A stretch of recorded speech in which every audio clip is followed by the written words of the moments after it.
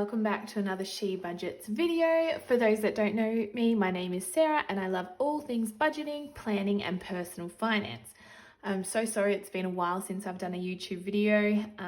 We've just had a little baby, so things have been a little bit hectic around here, but I finally got the chance to sit down and film for you guys, so I'm so excited to share this video with you all. So in today's video we are going to be doing pay for budget of July with our real numbers. So let's get started. So the first thing that I like to do is I always go back and just check our July calendar to see what's coming up for this pay period. We get paid, well, my partner Colin gets paid weekly and I get paid fortnightly. So we do one of these pay budget sheets each week. So I go and check, it's for the 21st to the 26th, so this pay period here, and we actually have no bills coming out, which is shocking for this pay period. We do, however, have our son's birthday and we have my niece's birthday, which we need to budget for, but that money will be coming out of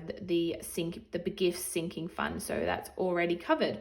So what we'll do is we'll add the date, so it's going to cover the 21st to the 26th of July, this pay budget sheet.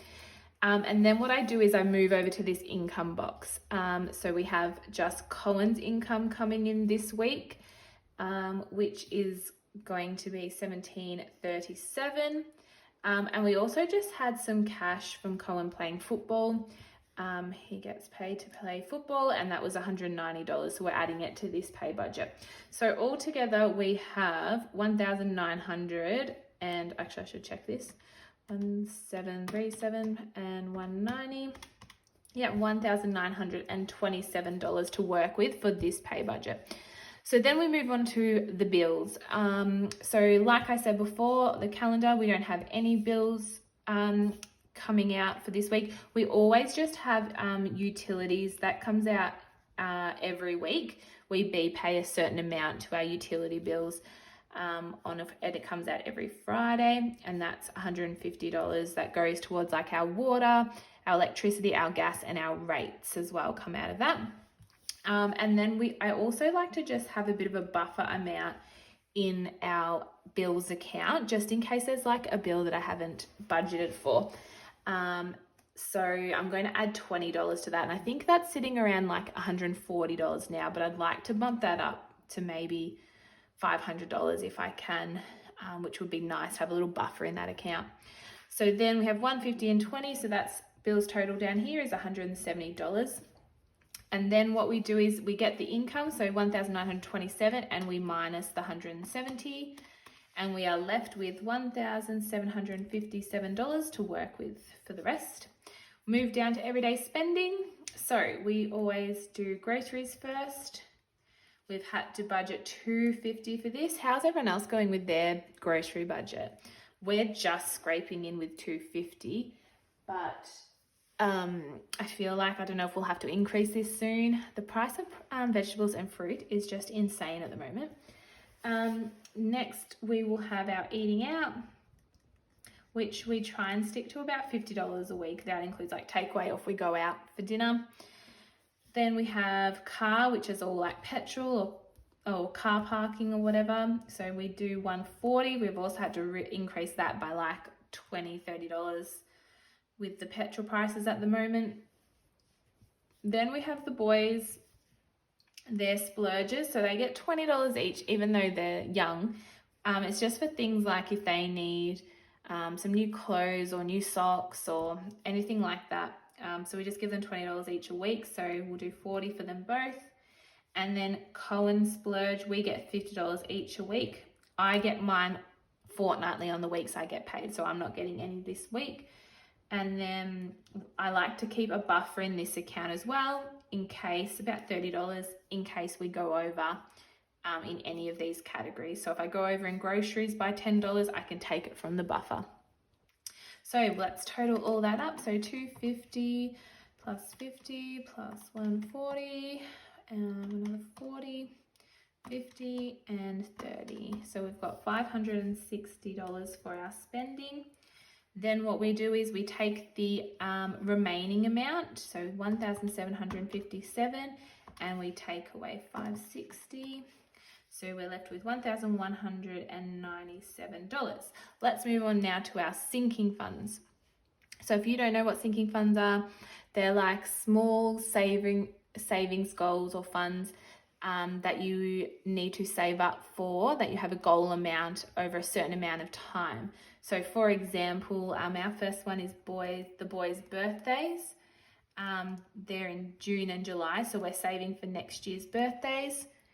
And we're going to be putting $15 in each week to get to our total of, I think I said about $500 for the boys' birthdays. Then we have Christmas, and we are budgeting that we always put in $40 a week into Christmas. Holiday, we do $50 a week.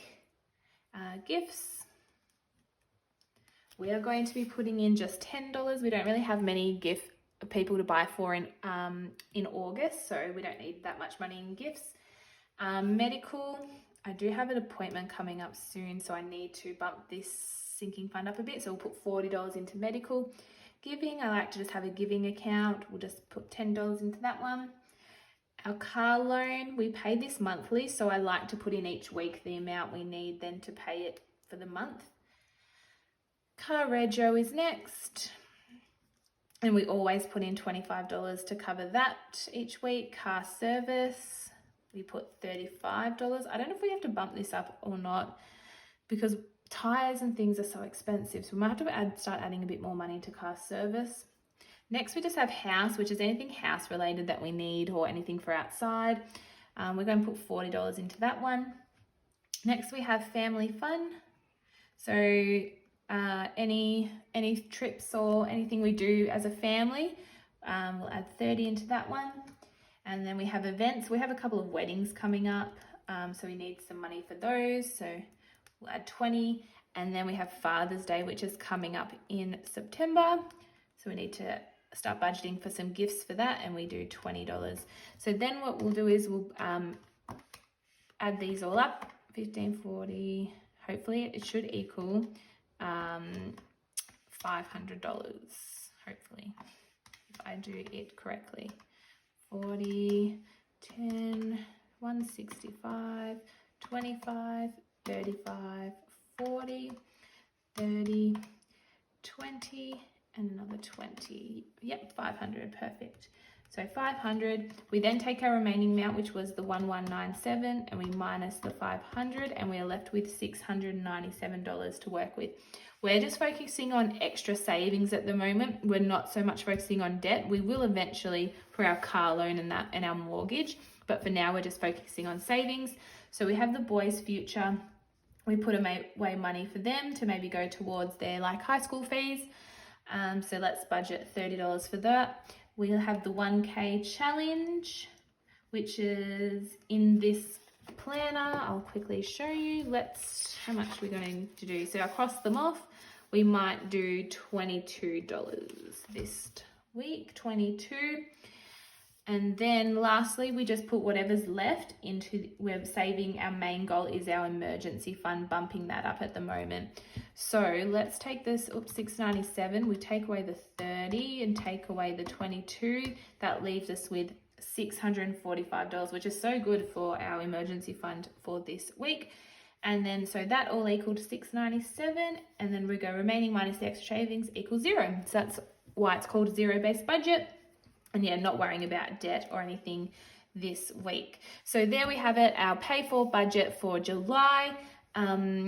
If you liked this video, please give it a thumbs up and subscribe to my channel if you haven't already. I'm planning to do a video released each week on a Thursday. So please stay tuned for that. Next video, I think we'll do the August budget calendar, which will be good. So thank you so much for watching, and see you next time. Bye.